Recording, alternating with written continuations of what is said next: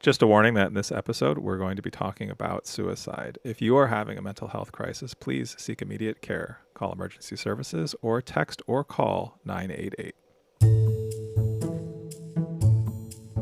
When millionaire businesswoman Pamela Hargan and her youngest daughter Helen are found dead in their Virginia home, it first looked like a murder-suicide. But was there more to this story? Was the crime scene staged to appear like something it wasn't? We're previewing Blood is Thicker.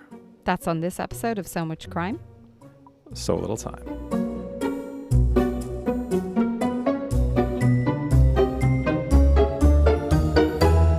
Hey Dee, you know what tomorrow is? What's tomorrow? It's Valentine's Day. Did you get your Valentine anything special yet? Do you know me and Paul? No, is the short answer. I have a great idea for you. You know what every Valentine out there wants more than flowers, more than chocolate, more than a romantic dinner out at some overpriced restaurant. Tell me more. They want a subscription to So Much Crime, So Little Time's Patreon. Ooh, that's a great idea. Yeah. I think the best way to show someone that you really care for them and you want them to be your Valentine is to give them access to bonus content. I mean, when I think romance, I think outtakes from a podcast. I think about getting access to episodes early. I think about supporting a show about true crime podcasts. That makes so much sense. If only my husband would listen to the show, then maybe he would appreciate this. Maybe if you get him a membership to our Patreon, he would listen more. Maybe. Patreon.com/so-much-crime, so little time. Hashtag the most romantic Valentine's gift you could give. Welcome to So Much Crime, So Little Time. I'm Jeff. And I'm Dee, and in this episode we'll introduce you to Blood is Thicker, a podcast from CBS News. If you haven't yet listened to Blood is Thicker, that is great. This is one of our preview episodes. We're only going to introduce you to the podcast and cover parts of the very first episode. There'll be no spoilers for what's to come. You'll also find a link to Blood is Thicker in our show notes. In our next episode, we'll discuss the whole series. But right now, we just want to decide if this is a crime that's worth your time. Hey Dee, before we get to this story, let's do something a little bit lighter. Let's jump in the time machine. So this crime happened on July 14th, 2017.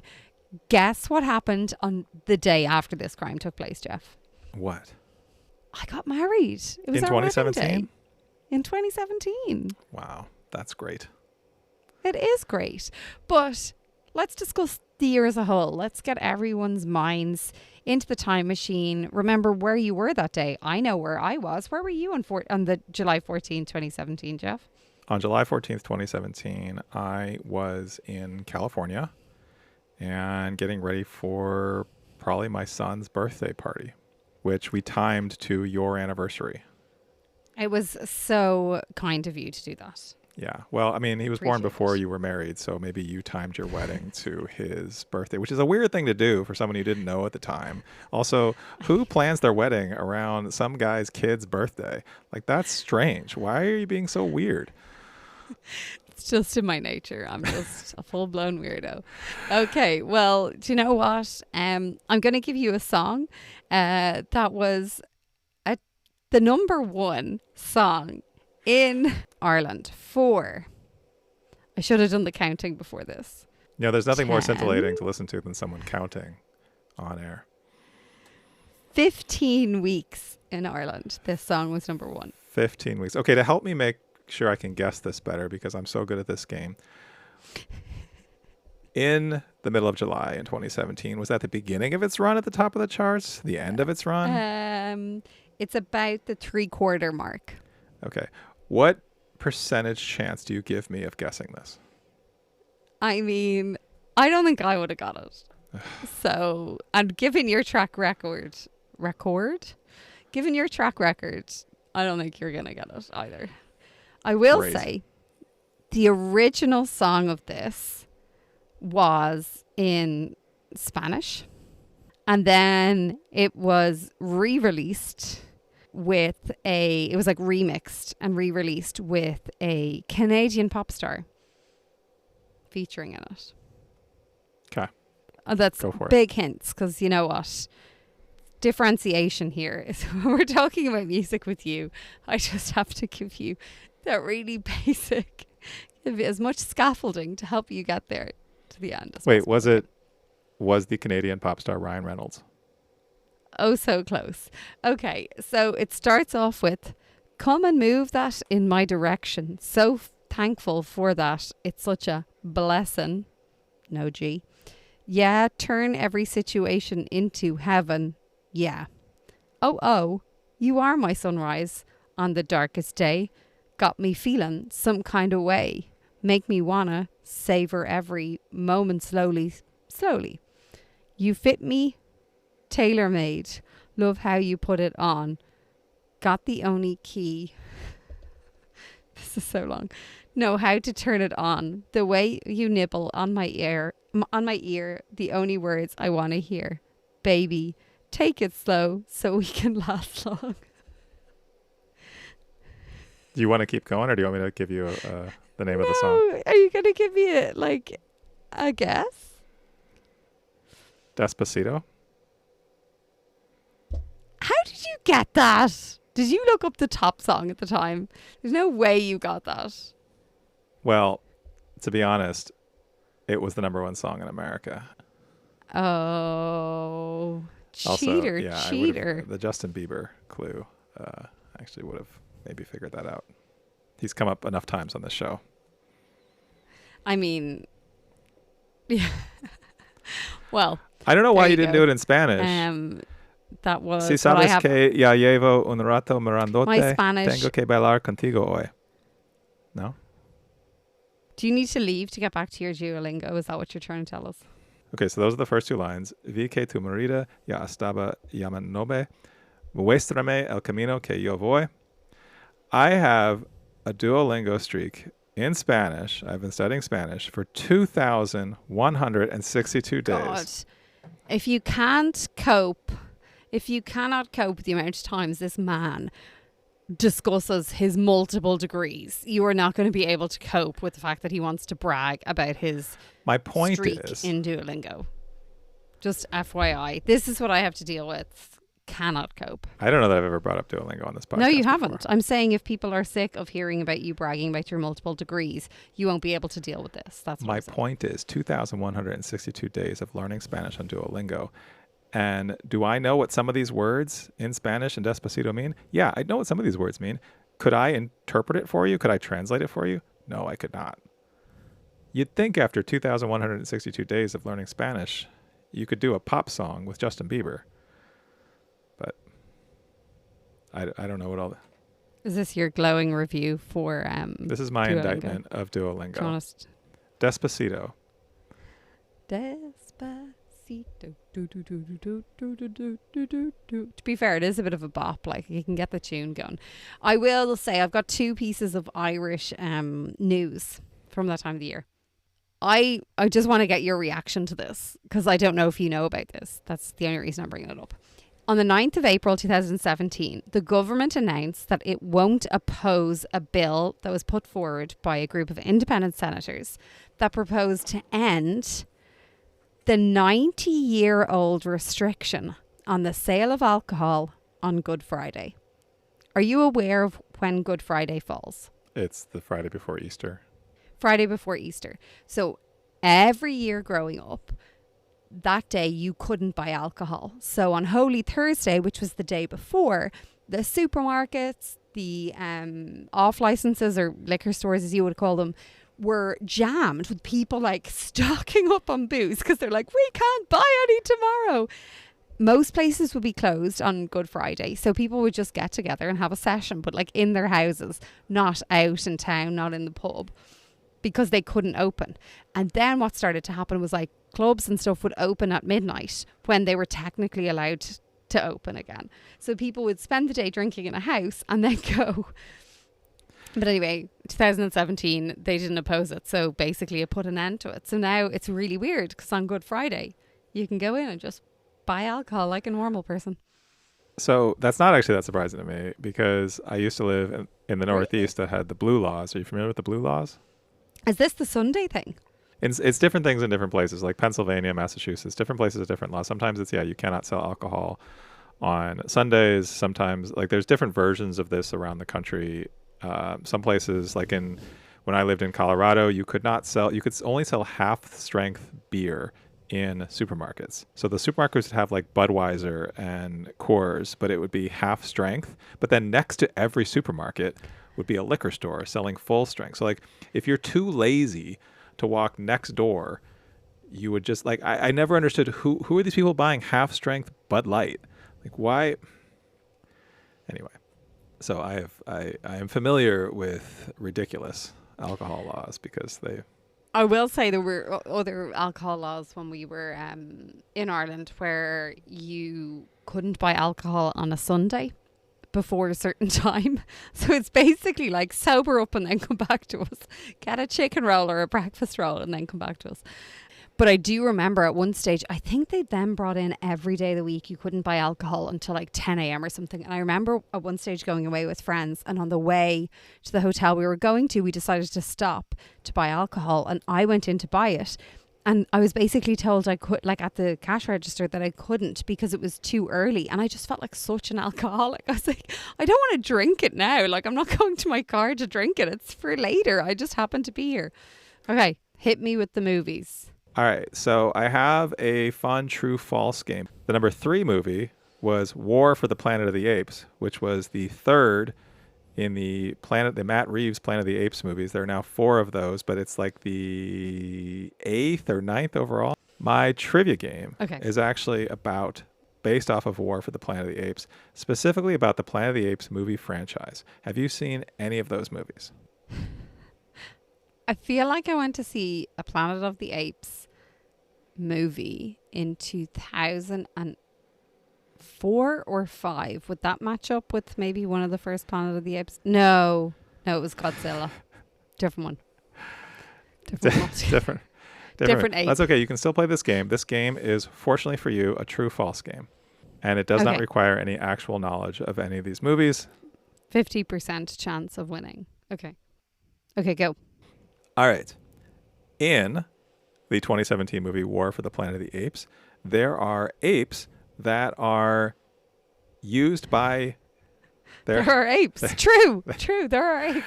There are apes that the humans use as animal workers, and they are referred to as donkey apes.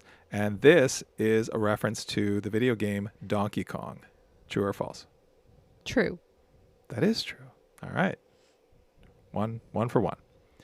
All right. Second question.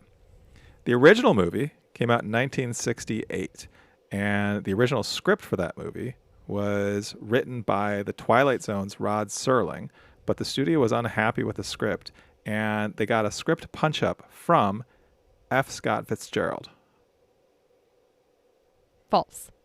That is false. They did get a punch-up. The Rod Serling part was true, but the actual screenwriter who did it was Michael Wilson, who had been blacklisted during the McCarthyism era for being a communist.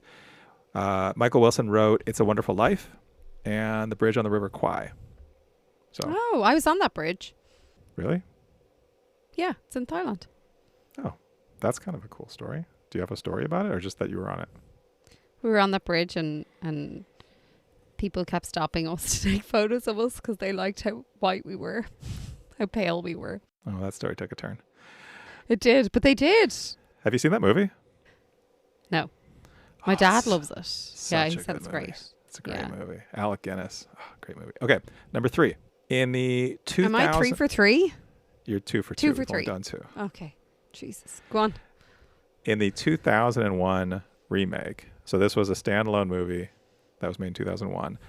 It was made by 20th Century Fox, and they really wanted there to be a human-ape romance plotline. Of course. Is that true or false? What are you saying? True. It's false. However, the director of the movie was Tim Burton. He was the one who wanted there to be a human-ape romance, and the studio said no. They called it unnatural and weird. You're 2 for 3. On the original 1968 film, the actors who portrayed the apes stayed in character on breaks from filming, including eating up to 10 bananas a day each.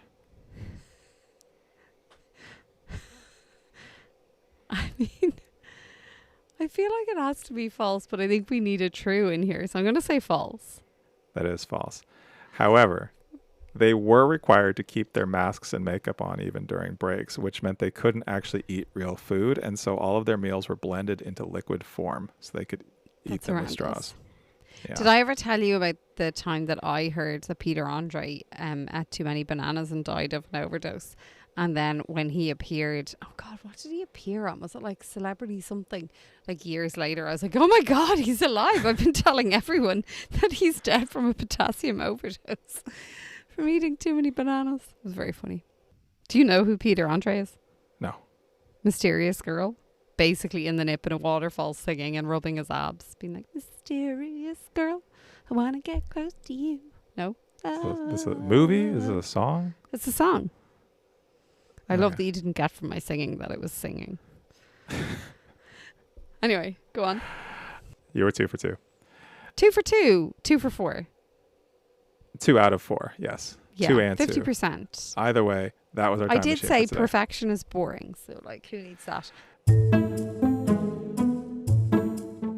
Let us get to it. Jeff, tell us all about this podcast.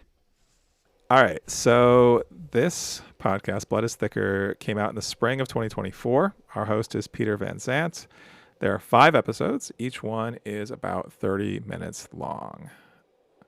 What is the story? So we start with the discovery of 2 women dead in a home in McLean, Virginia.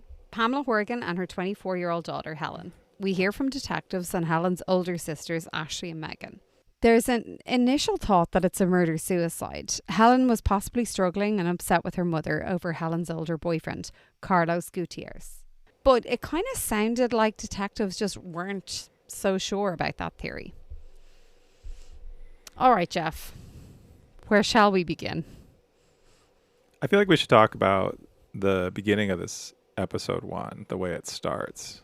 So this one starts with the sisters of Helen finding out that their sister and mother that they don't know exactly what happened at the beginning. So we're hearing audio from the detective who went to their house, and we kind of hear the progression of them being upset, knowing that something horrible happened, to actually finding out what really happened. And it's pretty intense and pretty raw. It's really harrowing. It's a really weird primary source that I feel like, we've had a discussion over, God, what number episode is this? 81. Over the last 80 episodes, it has come up fairly often, maybe a handful of times, our feelings towards using the 911 calls within these podcasts, and how it feels intrusive and how it feels not right. Like there's always some knot saying like, I shouldn't be hearing this. Yeah.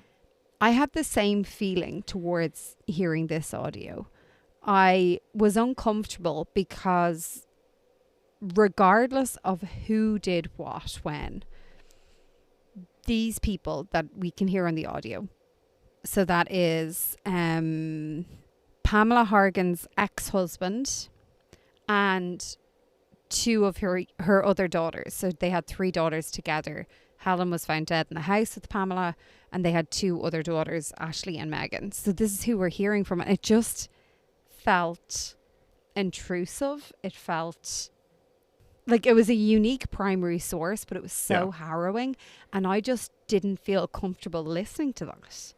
Yeah. One thing to be clear, so those 2 sisters of Helen, Ashley and Megan, are in their 30s, so they're not children.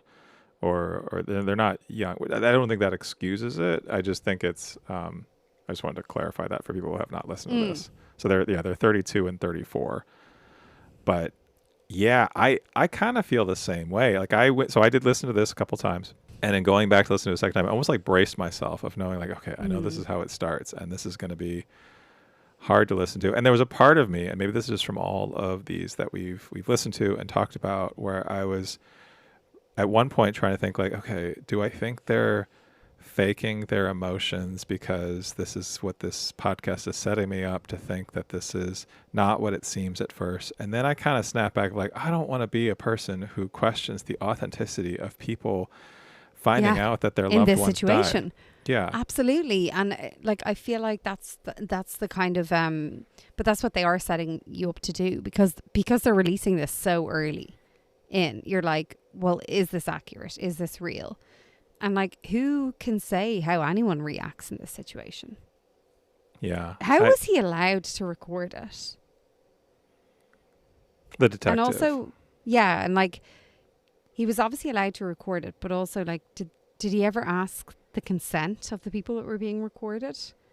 Or if they're in such a like vulnerable place, do they really have the mindset to offer consent? And if they did say it was fine. And why? Like, is this a normal practice? Yeah, because it's not something I've really heard of before. I'm curious if that's something we're going to find out more. It doesn't. That didn't occur to me until we were talking about that. That's maybe something like the kind of why of recording it and the consent of allowing him to record it. I don't know. It did feel. I felt like as the podcast went forward, it felt like the sisters, and I think. So Megan's the one who's married and in a house. So I think it was Ashley who then was like, oh, recently Helen's been having these like, she's struggling and she's having like, we were worried about her. It took a while before we heard, I think, her say that she was, having mental health issues and like maybe she's on drugs and she had this boyfriend or whatever. But I don't know. It felt like it got there too quickly. What do you mean it got there too quickly?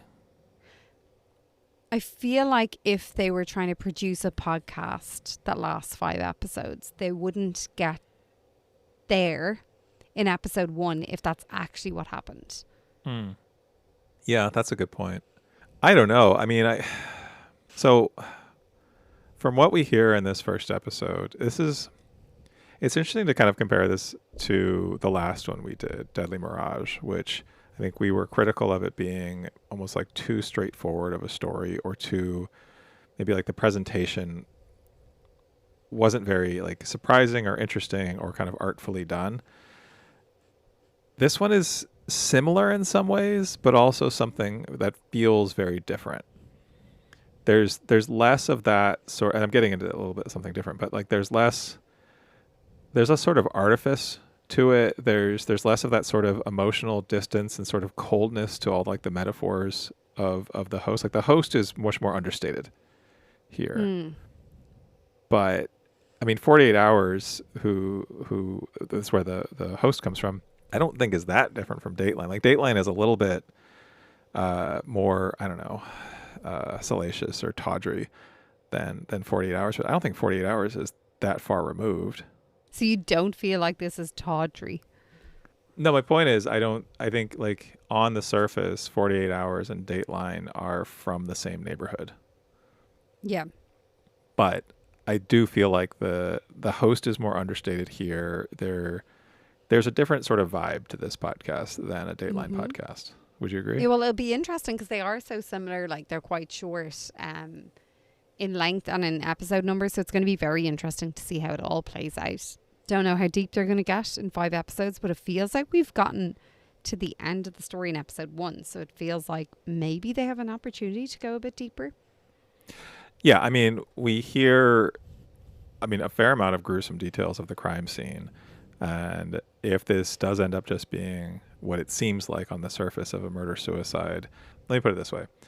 If they circle around this and paint a different picture of, the boyfriend, Carlos Gutierrez, or of, other family members, only to kind of come back to either it was inconclusive or it actually probably was a murder-suicide, then that's going to be frustrating. And I think like cruel too, in a way of sort of like manipulating this tragic story for something to like string 5 episodes out of. So in a way, I do really hope that this is more complicated than it seems, and that it's I don't know that we'll find out more. But I mean that it outright said that. Like the detective basically said like this. We really don't think it is what it first looks like, and they pointed to signs of how it seemed possibly to be staged. We don't get a lot of detail about that, but Kamir, I have a question along those lines. Did you consider the name of the podcast? it's funny. Actually, I had a real hard time remembering the name of the podcast. So, like, I'm like, what does this mean? Blood is thicker. Like, the phrase is blood is thicker than water. So, that to me, like, my inference from that is that the family will stick together and try and make sure that they're all okay. And they'll try and put it on someone who is not related to the family. But that's not what happens in episode 1. So... and maybe you have a different, like, you're getting something different from that. But for me, it's like, are they setting it up that it's going to be Carlos they go after? Well, I thought we did get allusions to that in this first episode because the family, well, the mother hated him or was mistrustful of him because so the mother was apparently about to buy a house for Helen. Helen had dropped out of grad school. She was in this relationship with Carlos, who was an older man, and I don't know. It after the episode finished, I was like, wait a second. They're saying this is called Blood is Thicker. And like, what does that mean here, though? Because it, to be honest, sounds like Ashley is like selling her sister out. So I was like, my initial thought, which is so unfair, sorry, Ashley, was, okay, is Ashley more involved than she's making out? Or is the dad more involved because she's selling out Helen so quickly? But then I was like, wait a second. Blood is thicker. They have to be selling out someone who's not out in the family. yeah. This has to end up being on someone who's not in the family. But we also get this bit that we haven't talked about yet where Carlos was the one who called in about the shots being fired. Carlos allegedly was on the phone with Helen trying to talk her down from seemingly she was having some sort of crisis, which, I mean, all those signs point to a murder-suicide. But he was also, like, it's not like he was there. He was 1,000 miles away. Is that confirmed in episode 1? They say that. Yeah. Yeah. They do say that. I don't know. It's just the name of the podcast. Like, there's many theories that are going through my head. Like, was Helen not actually the biological father to the Ashley and Megan's dad? Oh, that's interesting. Because they mentioned the age gap. Yeah. So Helen was, what, 24? Yeah. And the And others are then like in their 30s. 32 and 34. Yeah, it's a big gap. Yeah. And So then we hear that maybe- it was a bad divorce. Yep. That they split up. And it's kind of a weird reason given that he couldn't handle a house full of women. Well, that was one of the daughters said jokingly, like, we didn't think he could handle a house full of 4 women. Yeah. Yeah. I don't know. There's a lot of unknowns here. I feel like we were given very little. I mean, that's the purpose of episode 1 is to, like, give you some of the plot, but leave some questions hanging so you come back for episode 2. This makes me way more intrigued than I would have been with Deadly Mirage when I'm like, what is going on here? Yeah. So I guess that's the question to ask. Like, yeah, how eager are you to keep listening? I struggled today to not press play on episode 2. Okay. I didn't. right. I had willpower. I did not press play, but I was struggling. As Like, soon as we I was stop there. recording this, you're going to Yes, jump. basically. Yeah. Do you do Hurry that? up now. Say goodbye. No, I usually fall asleep. Okay. All right. What about you? Are you eager to keep listening?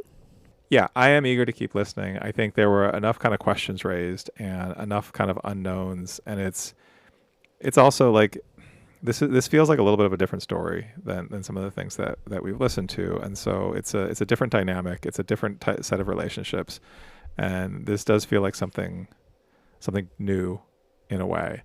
So, yeah. You know, the other thing that I found like intriguing about this is this episode centers around one of the victims, Pamela, who's, you know, been divorced and has 3 daughters, but she's a badass. She's like a millionaire businesswoman. I feel like so often in these stories we hear about like the struggling mother. Yeah. And I do like the fact that and obviously Pamela's dead when she's entered into the story here, which is like horrendous. Like, it's a really horrendous ending for her. But I do appreciate that we're getting, you know, the person we're discussing with Pamela is this strong businesswoman. I think that that's kind of unique in its own way. I don't think we hear about that often. It's always like the struggling mother. No, I definitely want to hear more about Pamela, who she was. And yeah, you're right. That's part of what I think is so intriguing is who was Pamela Hargan, and I hope we get that. If this was 18 episodes, I know we'd spend probably 6 hours on that, but it's not. It's like 2 more hours of content. Well, off we go now. Press play on episode 2, Jeff. In the meantime, if you want to leave a comment to us on Instagram, rate us on Spotify or wherever you get your podcasts, please do. We love to hear from you all. Shout out to everyone who has joined our Patreon. Rate us, obviously 5 stars, and tell your friends or family or neighbours, people you meet randomly when you're walking through Costco. Tell them all. Thanks. Next time, what will the detectives uncover about these murders? Was it actually a murder-suicide or something else entirely? We'll be discussing all of Blood is Thicker. That's on the next So Much Crime. So Little Time. So Much Crime, So Little Time is a production of MimeGov Media. The executive producer is Paxton Calariso. Our associate producer is Blythe Ty. Theme music was composed by Vyacheslav Starostin. If you haven't done it yet, please subscribe to this show in your podcast app. Don't forget to give us a 5-star rating and a review. Even better, tell your friends. To join the discussion, look for us on social media. Check out the show notes for all the links. Thanks for listening. We just want to say again, if you are having a mental health crisis, please seek immediate care. Call emergency services or text or call 988.